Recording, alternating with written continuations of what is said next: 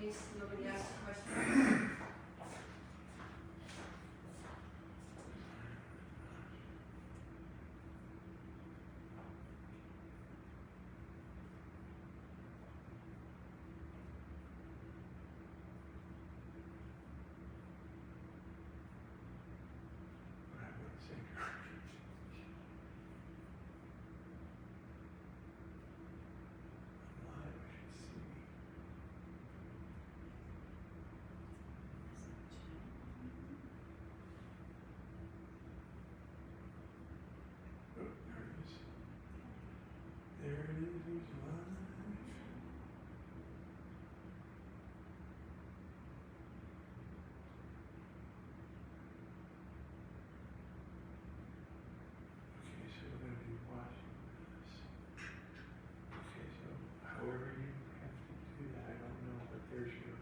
This is not on, so you have to just use your fingers. Hopefully I don't get in trouble. It will be good. It will be good. Hey, everybody. Okay, I think this is right. Did I do it? Mwah. Thank you. I love you, darling. I think we're live. Are we live? Dun, dun, dun, dun, dun. Okay. Tonight, welcome to the clinic. Okay, I think we have our ducks in a row. And we're going to do live questions and answers tonight. Linda is on the laptop over here if you write in so she can read. And if anybody picks up the line while I'm talking to you right now and just go ahead and type something, say hi, Linda. And honey, let me know if it really works, that we can see anybody if you have any questions. So I'll just start going on about a few things. But if you have a question, please just interrupt me. Otherwise, what I could do is just talk for a half a minute. So tonight's going to be just live questions and answers. I want you to write in a question if you got a question, and based on the flow of that, how it goes, we'll see. I think we had a little over 10,000 views last week on the program. Each week we consistently get about 10, 12,000, but there's been a couple of shows that have really jumped up really big, and I really appreciate everybody for that. Everybody jumped in on the big offer last week. It ends tonight at midnight. Remember, if you join DITV right now, 4th of July, boom, blowout special. I think it's like 80 something bucks, okay? That's like, what, $7 and change a week, if it's that much? So it's like buy me a cup of coffee once a week, okay? Or, you know, cup of tea. If that's not your cup of tea, then, you know, a juice from a juice bar would be great. So, Linda, what I want you to do, honey, is if anybody just happens to ring in, chime in, Kat, would you also write something in? She did. And I want to make sure you can just read to me and just bust in. If I'm talking, I'm not going to look at you maybe. Just, you got to say, you got a question, okay? All right, so live questions tonight. I want to take live questions tonight. So take your phone, type a question in the, I guess you do that in the comment section. And everybody on YouTube, I don't know how they do it. They say subscribe and like it and subscribe, share it with other people.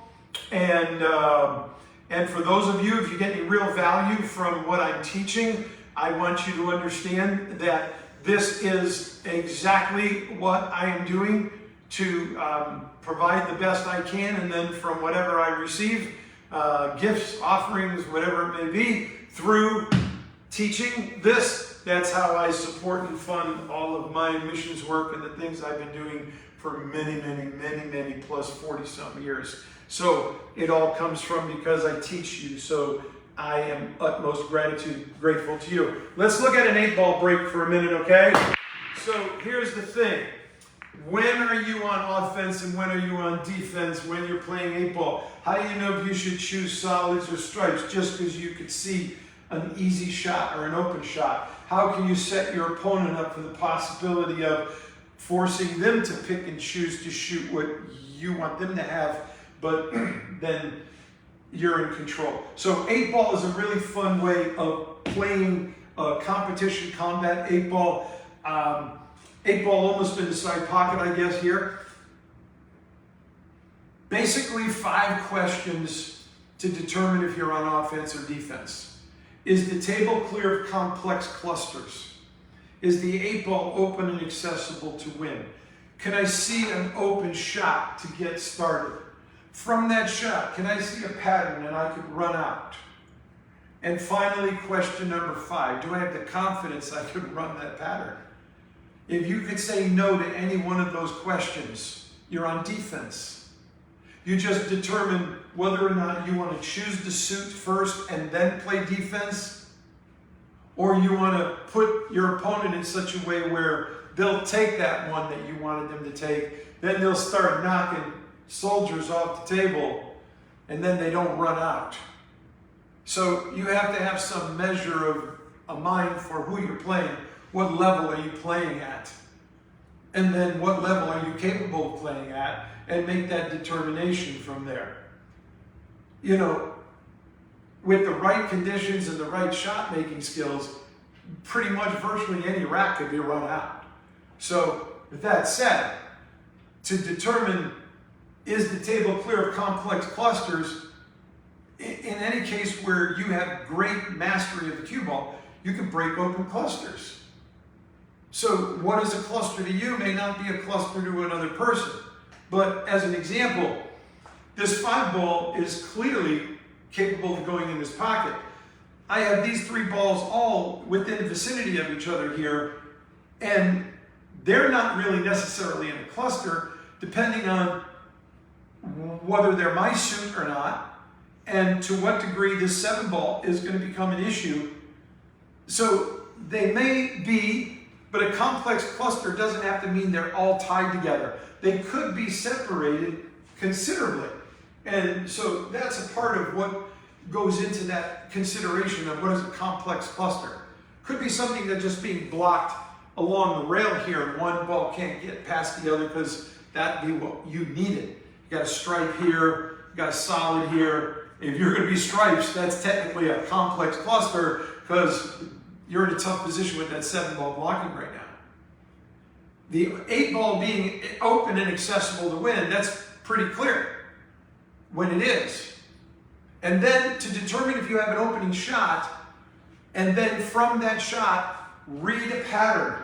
Now, if you join DITV and you go through a lot of the technical classes I'm teaching there on how to read a pattern is different than how to create a pattern. So there's a skill for how to create a pattern when there isn't one readily available to read. So reading a pattern or creating a pattern, they are all part of the process of having any real knowledge-based wisdom, real intelligence to know how to run out a rack. In other words, you just stand here and tell me what to do, and then we'll just do it. Even if you do it by hand or by stick, it doesn't matter. If you can prove it and pull it off and it's legit, if you can think it, then we got to get to the point where you can do it. The problem is most people almost can do it or barely can do it or sometimes can do it, but they don't really know how to create doing it. They just kind of do this see as I go thing. That's not what's happening when you're watching it on the television when we make it look so easy. That's part of just seeing the same patterns so consistently and running on that same lane so consistently. We don't see it any other way. Now, if you want to be highly aggressive and do a lot of run out, then run out. But otherwise, 8-ball is a game of controlling your opponent, controlling the table. Every single ball you have is like one of your soldiers. So don't kill them off needlessly. They're all willing to die in order to win the game. And then ultimately, the way to do this is get your balls to block the holes and own the holes.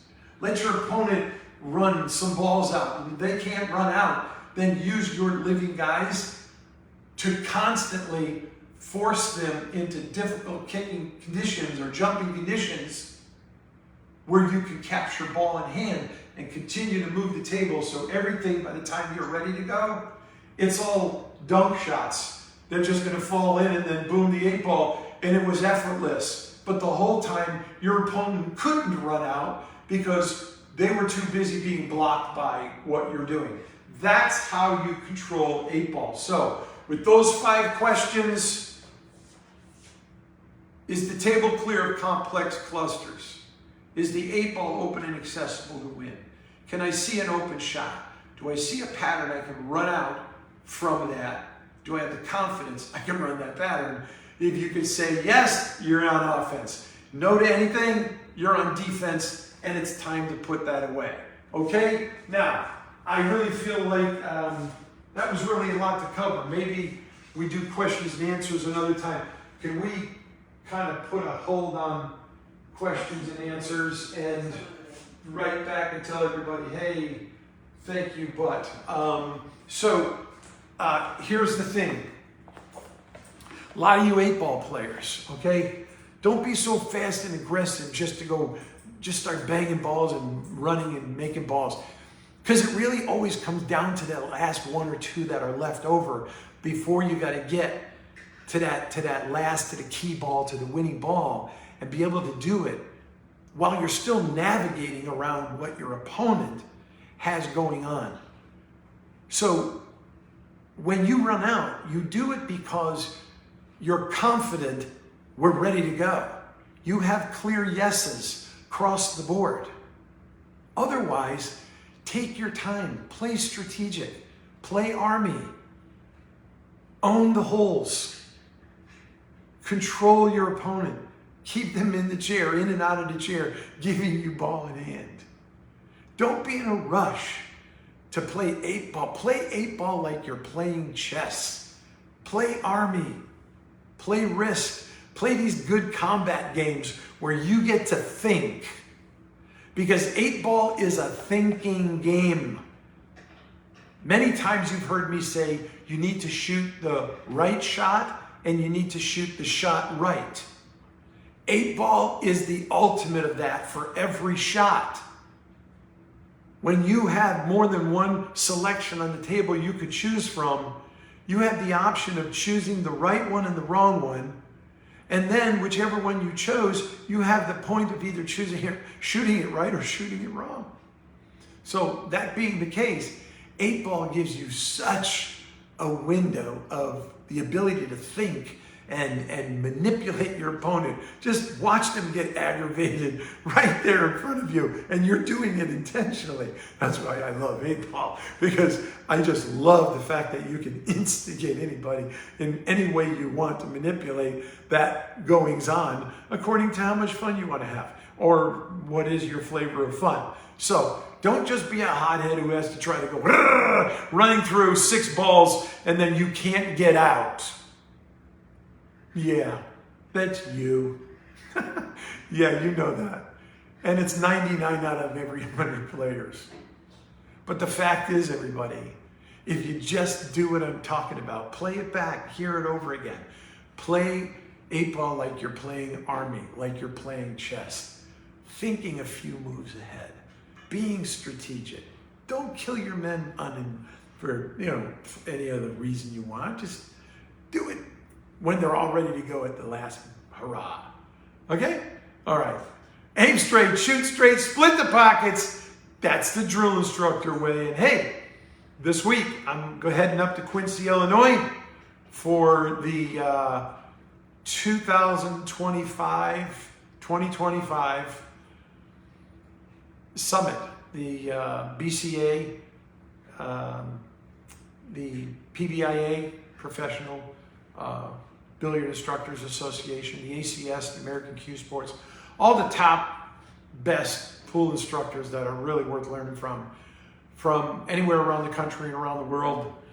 They take the time out of their, whatever they call their busy life, and they come together to this summit to share thoughts, experiences, ideas, and learn from, I think, some of the most brilliant teachers and coaches around. They invited me to teach last year, and this year I get to teach again. So I'm excited. So I'm going to be heading out there. I'll be Thursday, Friday, Saturday gone, and I'll look forward to seeing everybody then next week when I get back. So I love you. Take care, and see you around. Bye-bye.